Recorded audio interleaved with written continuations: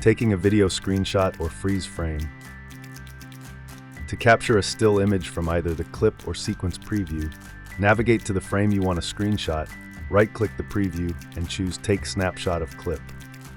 Then, select the desired resolution for the image. The snapshot will be saved automatically to the images bin. Continue watching for additional details on taking and using video screenshots with VideoPad. You can capture a still image, often called a screenshot, snapshot, or freeze frame, from either the clip or sequence preview. To do this, drag the playhead in the preview window to the frame you want to capture.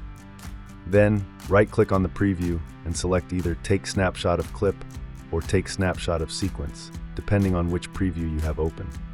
A list of resolution options is in a submenu. Clicking on a resolution will create the still image. The currently checked resolution in the list is the last one you selected. If you want to use a custom resolution not included in the list, select Custom.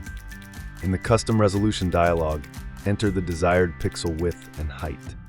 If you enable Keep Aspect Ratio, the height and width will adjust together to maintain the original proportions.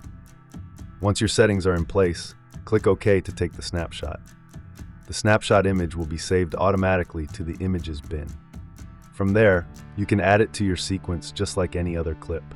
Simply drag it from the Images bin or Clip Preview directly onto the timeline. Right-click on the image in the bin and select Open File Location to open the folder where the freeze frame was saved. For more VideoPad tutorials, visit the address shown on your screen.